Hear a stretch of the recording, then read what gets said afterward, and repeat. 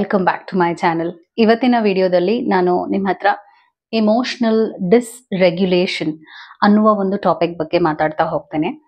So ಯಾವಾಗ ನಮ್ಮ emotions ನಮ್ಮ ಹತೋಟಿನಲ್ಲಿದ್ದಾಗ ಇಲ್ಲದೆ ಇರುವಾಗ ಯಾವ ಪ್ರಾಬ್ಲಮ್ಸ್ ಮಾನಸಿಕವಾಗಿ ಅನುಭವಿಸ್ತೀವಿ ಹಾಗೂ ಅದರಿಂದ ಹೇಗೆ ಜನರಿಗೆ ಹರ್ಟ್ ಆಗಬಹುದು, ನಮ್ಮ ಸುತ್ತ ಇರುವಂತಹ ಜನರಿಗೆ ಹರ್ಟ್ ಆಗಬಹುದು ಅಥವಾ ನಮಗೇನೆ ಅದು ಒಂದು ಪ್ರಾಬ್ಲಮ್ಯಾಟಿಕ್ ಸಿಚುವೇಶನ್ ಆಗಬಹುದು ಅನ್ನುವ ಒಂದು ವಿಷಯದ ಬಗ್ಗೆ ಮಾತಾಡ್ತಾ ಹೋಗ್ತೇನೆ. ಅದಕ್ಕೆ ಮುಂಚೆ ಚಾನೆಲ್ನ ಸಬ್ಸ್ಕ್ರೈಬ್ ಮಾಡಲಿಲ್ಲ ಅಂದ್ರೆ ದಯವಿಟ್ಟು ಸಬ್ಸ್ಕ್ರೈಬ್ ಮಾಡಿ. ಹಾಗೂ ನಿಮ್ಗೇನಾದ್ರೂ individual counselling, tarot reading session ಬೇಕಿದೆ ಅಂದ್ರೆ ಡಿಸ್ಕ್ರಿಪ್ಷನ್ ಅಲ್ಲಿ ಕೊಟ್ಟಿರುವ ನಂಬರ್ಗೆ ಕಾಲ್ ಮಾಡಿ ಅಪಾಯಿಂಟ್ಮೆಂಟ್ ನ ಪಡಿಬೇಕಾಗುತ್ತೆ. ಪ್ರೊಫೆಷನಲಿ ನಾನು ಸೈಕಾಲಜಿಸ್ಟ್ ಆಗಿದ್ದೀನಿ.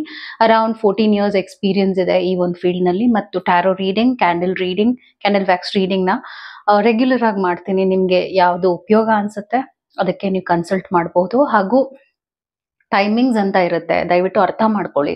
ಯಾವಾಗಂದ್ರೆ ಅವಾಗ ಕಾಲ್ ಮಾಡಕ್ ಹೋಗ್ಬೇಡಿ. 10 ಗಂಟೆ ಮುಂಜಾನೆ ಅಂದ್ರೆ ಲೈಕ್ ಮಾರ್ನಿಂಗ್ 10 AM ಇಂದ 6 o'clock PM ವರ್ಗು ಕಾಲ್ ಮಾಡಿ. ಇದು ಎಷ್ಟು ಅರ್ಥ ಆಗುವಂತ ವಿಷಯ. ಆದ್ರೆ ಎಷ್ಟೋ ಜನ ಏನ್ ಮಾಡ್ತಾರೆ ಅಂದ್ರೆ ಯಾವಾಗಂದ್ರೆ ಅವಾಗ ಕಾಲ್ ಮಾಡೋದು, 7 ಗಂಟೆಗೆ 6 ಗಂಟೆಗೆ ಕಾಲ್ ಮಾಡೋದು, ರಾತ್ರಿ 11 ಗಂಟೆಗೆ ಕಾಲ್ ಮಾಡೋದು, ಇದೆಲ್ಲ ಮಾಡ್ತಾ ಇದ್ದಾರೆ. ಸೊ ಇದು something which every one should understand ಅಲ್ಲ. ಎನಿವೇಸ್, ಇಮೋಷನಲ್ ಡಿಸ್ರೆಗ್ಯುಲೇಷನ್ ಅಂದ್ರೆ ನಮ್ಮ ಫೀಲಿಂಗ್ಸ್ ಇದೆಯಲ್ಲ ಅದು ನಮಗೆ ಪ್ರಾಬ್ಲಮ್ ಆಗುತ್ತೆ ಹಾಗೂ ಸುತ್ತ ಇರುವವರಿಗೆ ಪ್ರಾಬ್ಲಮ್ ಆಗುತ್ತೆ. ಅದು ಹೇಗೆ ಅಂದ್ರೆ ಅತಿಯಾಗಿ ಕೋಪ ಬರುವಂಥದ್ದು, ಅಥವಾ ಒಂಥರ ತೀರಾನೇ ಅಳು ಬರುವಂತಹ ಒಂದು ಎಮೋಷನ್ ಆಗಿರ್ಬಹುದು, ಅಥವಾ ಇರಿಟೇಷನ್ ಆಗುವಂಥದ್ದು. ಕಾರಣ ಹುಡ್ಕಕ್ ಹೋದ್ರೆ ಕಾರಣನೇ ಎಷ್ಟೋ ಜನಕ್ಕೆ ಸಿಗಲ್ಲ. ಯಾಕಂದ್ರೆ ನಿನ್ನೆ ಒಬ್ರು ಕ್ಲೈಂಟ್ ನನ್ನ ಹತ್ರ ಬಂದಿದ್ರು. ಅವ್ರು ಏನ್ ಹೇಳ್ತಾ ಇದ್ರು ಅಂದ್ರೆ, ನನ್ಗೆಲ್ರ ಮೇಲೂ ಕೋಪ ಇದೆ, ಯಾರಾದ್ರೂ ಏನಾದ್ರು ಮಾತಾಡಕ್ ಬಂದ್ರೆ ಅವ್ರಿಗೆ ನೋವಾಗೋ ಹಾಗೆ ಮಾತಾಡ್ಬಿಡ್ತೀನಿ, ಅದಾದ್ಮೇಲೆ ಬೇಜಾರಾಗುತ್ತೆ ನನಗೆ. ನನ್ನ ಹತ್ರ ಇರೋರ್ಗೆ ಅದನ್ನ ಅವ್ರ ತಾಯಿ ಇರ್ಬೋದು, ಅವ್ರ ತಂದೆ ಇರ್ಬೋದು, ಯಾರೇ ಆಗಿರ್ಬೋದು, ಅವ್ರ ಮನೇಲಿ ಅವ್ರ ಹತ್ರ ನಾನು ತೀರಾನೇ ನೋವಾಗುವ ಹಾಗೆ ಮಾತಾಡಾದ ನಂತರ ನನ್ಗೆ ಬೇಜಾರಾಗುತ್ತೆ, ಯಾಕೆ ಹೀಗೆ ಮಾತಾಡಿದೆ ಅಂತ. ಸೊ ಇದನ್ನ ಹೇಗೆ ಸರಿ ಮಾಡ್ಕೋಬೇಕು ಅಂತ ಅವ್ರು ನನ್ನ ಹತ್ರ ಕ್ಲೈಂಟ್ ಬಂದಿದ್ರು ಇದ್ರ ಬಗ್ಗೆ ಅರ್ಥ ಮಾಡ್ಕೊಳ್ಳೋದಕ್ಕೆ. ಸೊ ಎಷ್ಟೋ ಸಲ ಏನಾಗುತ್ತೆ ಅಂದ್ರೆ ನಾವು ಮನಸ್ಸಲ್ಲಿ ತುಂಬಾನೇ ಒಂದು ಒತ್ತಡಕ್ಕೆ ಒಳಗಾದಾಗ, ಅಥವಾ ನಮ್ಮ ಲೈಫ್ ನಲ್ಲಿ ಇರುವಂತಹ ಪ್ರಾಬ್ಲಮ್ ನ ಸಾಲ್ವ್ ಮಾಡಕ್ಕೆ ಆಗಲ್ಲ ಅಂತ ಆದಾಗ, ಅಥವಾ ಜನರು ಯಾವುದೋ ಒಂದು ಕಾರಣಕ್ಕೆ ರಿಜೆಕ್ಟ್ ಮಾಡಿದ್ದಾಗ ನಿಮ್ಮನ್ನ, ಅಥವಾ ಏನೋ ನೀವು ಎಕ್ಸ್ಪೆಕ್ಟ್ ಮಾಡ್ತೀರಾ ಆ ರೀತಿಯಾಗಿ ಆ ಒಂದು ವಿಷಯ ಅಥವಾ ಘಟನೆ ನಡೀದೇ ಇರುವಾಗ ಏನಾಗುತ್ತೆ ಅಂದ್ರೆ ನಿಮ್ಮ ನೆಗೆಟಿವ್ ಎಮೋಷನ್ಸ್ ಇನ್ಕ್ರೀಸ್ ಆಗುತ್ತೆ. ಹಾಗೂ ಇದನ್ನ ನೀವು ಬೇರೆಯವ್ರ ಹತ್ರ ಶೇರ್ ಮಾಡ್ಲಿಲ್ಲ ಅಂದ್ರೆ ಬೇಸಿಕ್ಲಿ ನೀವೇನ್ ಮಾಡ್ತೀರಾ, ನಿಮಗೆ ಗೊತ್ತಿಲ್ಲದೆ ಇರುವ ಹಾಗೆ ನಿಮ್ಮ ಲೈಫ್ ನಲ್ಲಿ ತೀರಾ ನೆಗೆಟಿವ್ಸ್ನೇ ನೀವು ಫೋಕಸ್ ಮಾಡ್ಕೊಂಡು ಹೋಗ್ತೀರಾ. ನಿಮ್ಮ ಲೈಫ್ ನಲ್ಲಿ ಇಲ್ಲದೆ ಇರುವಂತಹ ವಿಷಯಗಳನ್ನ ನೀವು ನನ್ನ ಹತ್ರ ಇದಿಲ್ಲ ಅದಿಲ್ಲ, ಅಥವಾ ನನಗೆ ಈ ತರ ಸಪೋರ್ಟ್ ಇಲ್ಲ, ನನಗೆ ಜನರು ನನ್ನನ್ನು ಅರ್ಥ ಮಾಡ್ಕೊಳ್ಳಲ್ಲ. ಸೊ ನಿಮ್ಮ ದೃಷ್ಟಿಕೋನ ಕೂಡ, ನೀವು ನೋಡುವ ಶೈಲಿ ಕೂಡ, ಅರ್ಥ ಮಾಡ್ಕೊಳ್ಳುವಂತಹ ಶೈಲಿ ಕೂಡ ಆಟೋಮೆಟಿಕ್ ಆಗಿ ಚೇಂಜ್ ಆಗ್ತಾ ಹೋಗುತ್ತೆ. ಸೊ ಯಾವಾಗ ನೀವು ತುಂಬಾ ಆ ತರದ ಒಂದು ನೆಗೆಟಿವ್ ಎಕ್ಸ್ಪೀರಿಯನ್ಸ್ಗೆ ಎಕ್ಸ್ಪೋಜರ್ ಆಗ್ಬಿಟ್ಟಿದ್ದೀರಾ, ಆಟೋಮ್ಯಾಟಿಕ್ ಮೆಮೊರಿ ಅಂತ ಹೇಳ್ತೀವಿ. ಅಂದ್ರೆ ತುಂಬಾ ವರ್ಷಗಳ ಕಾಲ ನೀವು ಒಂದು ಕೆಲಸನ ಮಾಡ್ತಾ ಹೋದಾಗ ಏನಾಗುತ್ತೆ ಅಂದ್ರೆ ಅದು ನಿಮ್ಗೆ ಅಭ್ಯಾಸ ಆಗೋಗುತ್ತೆ. ಇವಾಗ ಡ್ರೈವಿಂಗ್ ಒಬ್ಬೊಬ್ರಿಗೆ ಎಷ್ಟು ಸುಲಭ ಆಗುತ್ತೆ, ಯಾಕಂದ್ರೆ ಅದು ಅಷ್ಟು ಚೆನ್ನಾಗಿ ಟ್ರೈನ್ ಆಗಿರ್ತಾರೆ. ಅವರು ಹಾಡು ಕೇಳ್ಕೊಂಡು ಮಾತಾಡ್ಕೊಂಡು ಅವ್ರು ತುಂಬಾ ಚೆನ್ನಾಗಿ ಡ್ರೈವಿಂಗ್ ಮಾಡ್ತಾರೆ. ಸೊ ಹಾಗೆ ನೀವು ಕೂಡ ತೀರಾ ನೆಗೆಟಿವ್ ಆಗಿರುವಂತಹ ಒಂದು ಎಕ್ಸ್ಪೀರಿಯನ್ಸ್ಗೆ ಎಕ್ಸ್ಪೋಸ್ ಆಗಿದ್ದಾಗ, ಅಥವಾ ಆ ತರ ಒಂದು ನೋವನ್ನ ಅತಿಯಾಗಿ ಹಿಂದೆನೆ ಅನುಭವಿಸಿದಾಗ ನಿಮ್ಗೆ ಏನಾಗುತ್ತೆ ಅಂದ್ರೆ ನೆಗೆಟಿವ್ ಇಮೋಷನ್ಸ್ಗೆ ನೀವು ಕಂಡೀಷನ್ ಆಗ್ಬಿಡ್ತೀರಾ. ಹೇಗೆ ಅಂದ್ರೆ, ಒಂದು ನೀವು ನಿಮ್ಮನ್ನ ನೀವೇ ದೂರ್ತೀರಾ. ಬೇಸಿಕ್ಲಿ ನನ್ನ ಲೈಫ್ ಚೆನ್ನಾಗಿಲ್ಲ, ಅಥವಾ ನನ್ನನ್ನು ಯಾರು ಅರ್ಥ ಮಾಡ್ಕೊಳ್ಳಲ್ಲ, ನನಗೆ ಸಿಗೋರೆಲ್ಲ ಬರೀ ನನಗೆ ನೋವು ಕೊಡುವಂಥವ್ರೆ, ಈ ತರ ನೀವು ಕನ್ಕ್ಲೂಷನ್ಗೆ ಬಂದ್ಬಿಡ್ತೀರಾ. ನನಗೆ ಗೊತ್ತಿತ್ತು ಇವರು ನನ್ನ ಬಿಟ್ಟು ಹೋಗ್ತಾರೆ, ನನಗೆ ಗೊತ್ತಿತ್ತು ಇವರು ನನಗೆ ಮೋಸ ಮಾಡ್ತಾರೆ ಅಂತ. ಫೈನಲಿ ಹಾಗೆ ಆಯ್ತು.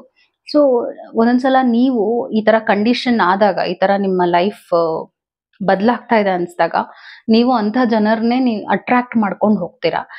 ಯಾವಾಗ ನಿಮಗೆ ಬೇಕಾಗಿರೋ ಹಾಗೆ ಔಟ್ಕಮ್ ಬಂದಿಲ್ಲ ಅಂದಾಗ ಫ್ರಸ್ಟ್ರೇಷನ್ ಇನ್ಕ್ರೀಸ್ ಆಗುತ್ತೆ, ಮತ್ತು ಜನರ ಜೊತೆ ನಿಮ್ಮ ಕನೆಕ್ಷನ್ಸ್ ಕೂಡ ತುಂಬಾನೇ ಬಲಹೀನವಾಗುತ್ತೆ. ಅದು ನಿಮ್ಮ ಫ್ಯಾಮಿಲಿಗೆ ಫಸ್ಟ್ ಇಂಪ್ಯಾಕ್ಟ್ ಆಗುತ್ತೆ. ನೀವು ಕೊಡುವಂತ ಸಪೋರ್ಟ್ ಇರ್ಬೋದು, ನಿಮ್ಮ ಫ್ಯಾಮಿಲಿಯಿಂದ ಬೇಕಾಗಿರುವಂತ ಸಪೋರ್ಟ್ ಇರ್ಬೋದು, ಅದೆಲ್ಲ ಸಿಗ್ತಾ ಇರೋದಿಲ್ಲ. ಹಾಗೂ ನೀವು ಹಾಗೆ ಅವ್ರ ಹತ್ರ ರೆಸಿಪ್ರಿಕೇಟ್ ಮಾಡಕ್ ಆಗೋದಿಲ್ಲ ಬಿಕಾಸ್ ಆಫ್ ಯೋರ್ ನೆಗೆಟಿವಿಟಿ. ಇದನ್ನ ಹೇಗೆ ಸರಿ ಮಾಡ್ಕೊಳ್ಳೋದು ಅಂತ ಹೇಳ್ತೀನಿ. ಪಾಯಿಂಟ್ ನಂಬರ್ 1 ಏನಾಗುತ್ತೆ ಅಂದ್ರೆ, ನಾವು ಯಾವಾಗ ಒಂದು ನೆಗೆಟಿವ್ ಎಕ್ಸ್ಪೀರಿಯನ್ಸ್ ನ ಅನುಭವಿಸ್ತೀವಿ, ಆಟೋಮ್ಯಾಟಿಕಲಿ ನಾವು ಇನ್ನೊಂದು ನೆಗೆಟಿವ್ ಆಗಿರುವಂತ ಒಂದು ಹ್ಯಾಬಿಟ್ಗೆ ಮಾರ್ ಹೋಗ್ತೀವಿ. ಈಗ ಒಬ್ಬರನ್ನ ಮರಿಬೇಕು ಅನ್ಕೊಂತಾ ಇದಾರೆ ಅನ್ಕೊಳ್ಳೋಣ. ಅವ್ರು ನನ್ನ ಲೈಫಲ್ಲಿ ಅವ್ರು ಬೇಡ, ನನ್ಗೆ ಅವ್ರು ತುಂಬಾ ನೋವು ಕೊಡ್ತಾ ಇದಾರೆ, ಅಥವಾ ಏನೋ ಒಂದು ಡಿಪ್ರೆಷನ್ಗೆ ಹೋಗಿದ್ದೀರಾ ಅಂದಾಗ ಕೆಲವ್ರು ಏನ್ ಮಾಡ್ತಾರೆ ಅಂದ್ರೆ, ಇನ್ನೊಂದು ಕೆಟ್ಟ ಅಭ್ಯಾಸಕ್ಕೆ ಒಳಗಾಗ್ತಾರೆ. ನನ್ಗೊಬ್ರು ಕ್ಲೈಂಟ್ ಹೇಳಿದ್ರು, ಮ್ಯಾಮ್ ನಾನು ಒಬ್ರನ್ನ ಮರೆಯೋದಕ್ಕೆ ನಾನು ತುಂಬಾ ಕುಡಿಯಕ್ ಶುರು ಮಾಡ್ಬಿಟ್ಟೆ, ತುಂಬಾ ಸಿಗರೇಟ್ ಸೇದಕ್ ಶುರು ಮಾಡ್ಬಿಟ್ಟೆ ಅಂತ. ಸೊ ಬೇಸಿಕ್ಲಿ ಅವ್ರು ಮತ್ತೆ ನೆಗೆಟಿವ್ ಆಗಿರುವಂತಹ ಒಂದು ಎಕ್ಸ್ಪೋಜರ್ ಅವ್ರ ಲೈಫ್ ನಲ್ಲಿ ತರ್ತಾ ಇದ್ದಾರೆ.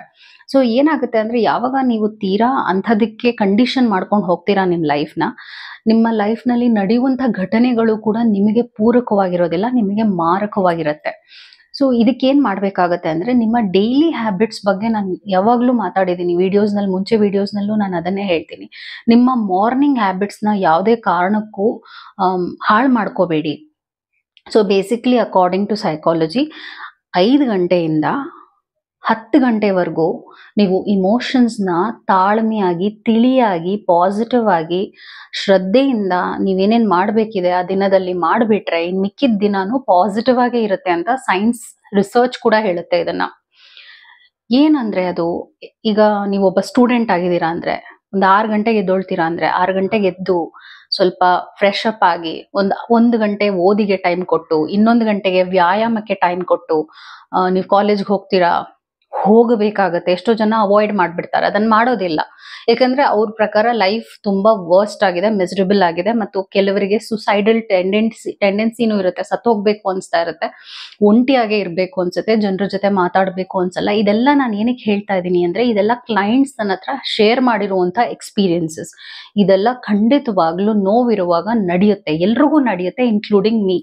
ಆದ್ರೆ ಹೀಗೆಲ್ಲ ನಡೆದಾಗ ನಾವು ಅದನ್ನ ಸರಿ ಮಾಡ್ಕೊಂಡ್ಬಿಟ್ರೆ, ಆ 1 ತಿಂಗಳು ಏನು ನರಕ ಅನುಭವಿಸ್ತಿರ್ತೀರಾ, 1 ತಿಂಗಳು ಒಳಗಡೆನೆ ನೀವು ಸರಿ ಮಾಡ್ಕೊಂಡ್ಬಿಟ್ರೆ, ನೀವು ಇದರಿಂದ ಆಚೆ ಬರಕ್ಕೆ ಸುಲಭ ಆಗೋಗುತ್ತೆ. ಎಷ್ಟೋ ಜನ ಅದನ್ನ ಅರ್ಥ ಮಾಡ್ಕೊಳ್ಳಲ್ಲ, ಗೊತ್ತಿರಲ್ಲ ಹೀಗ ಆಗ್ತಾ ಇದೆ ಅಂತಾನು. ಎಷ್ಟೋ ಜನಕ್ಕೆ ಅವೇರ್ನೆಸ್ ಇರೋದಿಲ್ಲ, ಸರಿಯಾಗಿ ನಿದ್ದೆ ಮಾಡಲ್ಲ, ಸರಿಯಾಗಿ ಊಟ ಸೇರೋದಿಲ್ಲ ಅವ್ರಿಗೆ. ಅವಾಗ ಏನಾಗುತ್ತೆ ಅಂದ್ರೆ, ಇನ್ನ ಇನ್ಕ್ರೀಸ್ ಆಗುತ್ತೆ ನಿಮ್ಮ ನೋವು. ಸೊ ನಿಮ್ಮ ಮಾರ್ನಿಂಗ್ ಹ್ಯಾಬಿಟ್ಸ್ ನ ಸರಿ ಮಾಡ್ಕೊಳ್ಳಿ. ನೀವು ಮನೇಲಿ ಇರ್ತೀರಾ ಅಂತ ಹೇಳ್ಬೋದು, ನೀವೊಂದು ಹೋಮ್ ಮೇಕರ್ ಆಗಿರ್ಬೋದು. ನೀವೇನ್ ಮಾಡ್ಬೇಕಾಗತ್ತೆ, ಬೆಳಗ್ಗೆ ಎದ್ದು ಅಟ್ಲೀಸ್ಟ್ ಒಂದು 5 ಗಂಟೆಗೆ ಎದ್ದೊಳ್ತೀರಾ ಅಂದ್ರೆ, ನಿಮ್ಗೆ ದೇವ್ರ ಮೇಲೆ ನಂಬಿಕೆ ಇದೆ ಅಂದ್ರೆ ದೇವರಿಂದಾನೇ ಶುರು ಮಾಡ್ಬೋದು, ಪೂಜೆ ಮಾಡುವಂಥದ್ದು ಅಥವಾ ಧ್ಯಾನ ಮಾಡುವಂಥದ್ದು. ಅದಾದ ನಂತರ ನೀವೇನೇನ್ ಅಡುಗೆ ಮಾಡ್ತೀರಾ, ನೀವೇನ್ ಚೆನ್ನಾಗಿ ಇಷ್ಟಪಟ್ಟು ಮಾಡ್ತೀರಾ ಅಂತ ಅಡುಗೆಗಳನ್ನ ಮಾಡಿ. ಸೊ ಅವಾಗ ಏನಾಗುತ್ತೆ ಅಂದ್ರೆ, ನಿಮ್ಗೆ ಒಂದು ಫೀಲ್ ಗುಡ್ ಫ್ಯಾಕ್ಟರ್ ಅಂತ ಹೇಳ್ತೀವಿ ಇದನ್ನ, ಅದು ಇನ್ಕ್ರೀಸ್ ಆಗುತ್ತೆ. ಇನ್ಕ್ರೀಸ್ ಆದಾಗ ಏನಾಗುತ್ತೆ ಅಂದ್ರೆ, ನಿಮ್ಗೆ ಜೀವನದ ಬಗ್ಗೆ ಆಸೆ ಮೂಡುತ್ತೆ.